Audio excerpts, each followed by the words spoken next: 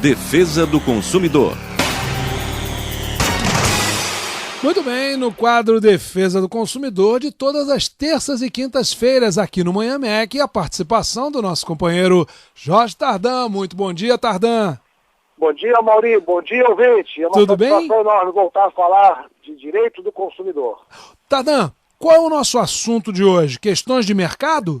Nós vamos abordar aqui hoje práticas muito comuns em supermercados, mas não somente nos supermercados, mas é muito mais comum nos supermercados. Perfeito. E, na verdade, essa pergunta, essa questão que eu vou abordar aqui, ela é provocada por uma pergunta que vem do curso de pós-graduação de gestão do varejo da Fundação Getúlio Vargas, uma aluna, uma pós-graduanda de nome Maria, por e-mail, me perguntou o seguinte, Maria Paula, ela pergunta o seguinte, se o supermercado pode limitar a quantidade de peças, né, em promoção para o consumidor. Imaginemos o seguinte, Amaury, o supermercado coloca lá preço, por exemplo, de leite moça na promoção e diz o seguinte, o consumidor só pode levar três latinhas em razão da promoção. E o que ela coloca no e-mail é o seguinte, que determinado supermercado, eu vou citar o nome aqui, né, do supermercado, se utiliza da prática e coloca o seguinte ainda, lá na gôndola, ou naquela pilha lá de latas de leite em promoção. Estou limitando a quantidade em 3 por consumidor, ou por consumidor, e cita lá o artigo 39 do Código de Defesa do Consumidor, como se isso tivesse amparo legal. Então, está dizendo o seguinte, eu estou fazendo essa prática e ela está protegida pelo Código de Defesa do Consumidor. Isso não é verdade, né? Então, é um argumento falso. O que está dito no Código de Defesa do Consumidor é o seguinte, que o fornecedor, e neste caso o supermercado é o fornecedor, poderá limitar a quantidade de unidades para consumidores em situações justificáveis. Bom, então existe uma possibilidade de fato de limitar a quantidade de unidades por consumidor, mas só quando a situação se justifica. E o que seria uma situação justificada? Situação justificada seria o seguinte, quando há um problema de desabastecimento, quando há um problema de calamidade pública. Então, a situação justificável é em nome do relevante interesse público, é em nome do relevante interesse da coletividade.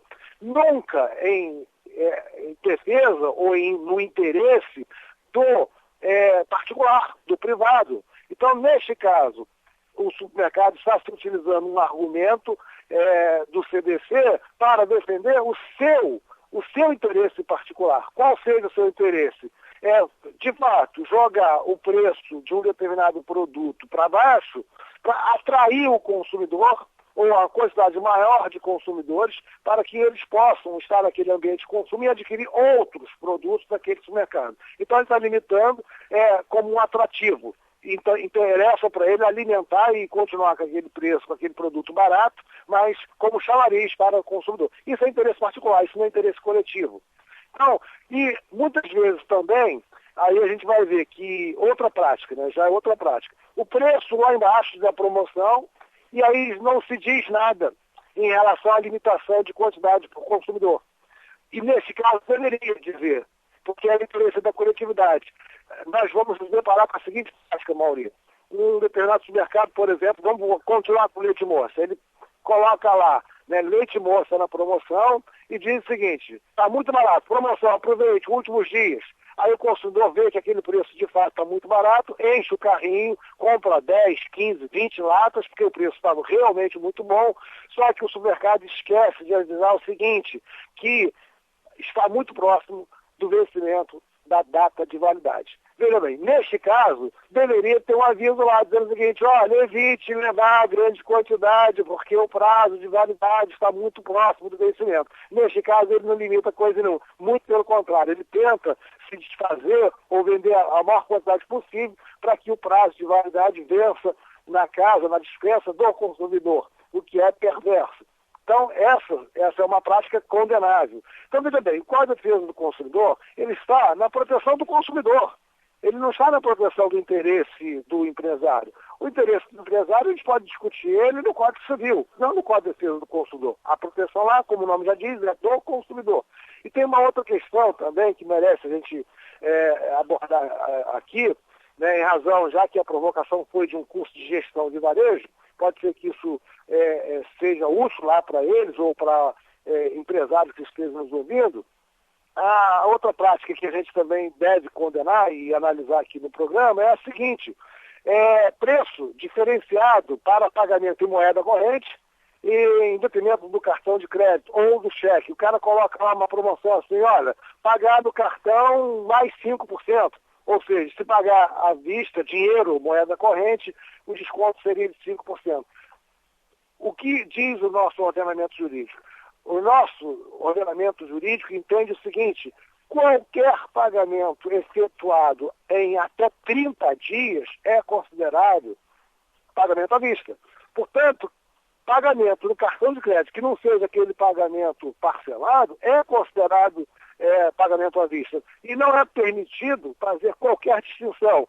Se o preço da mercadoria é 100 no cartão e é 100 também na moeda corrente e seria 100 também no cheque. Não podemos fazer distinção no critério escolhido pelo consumidor para efetuar o pagamento. É bem verdade que aí a gente também tem que dizer o seguinte, que o estabelecimento comercial não está, essa é uma pergunta também muito recorrente, o Amaury, a seguinte: se um estabelecimento comercial está obrigado a aceitar cheque. Não, o estabelecimento comercial não está obrigado a aceitar cheque, desde que informe, não trabalhamos com cheque, porque na eventual omissão, o consumidor tem direito de pagar com cheque. Então, você, empresário que está nos ouvindo, saiba o seguinte: se não é interessante para o seu negócio trabalhar com cheque, informe de maneira ostensiva. Não aceitamos cheque. E, evidentemente, se você aceita cheque de uma pessoa A, você terá que aceitar o cheque do B.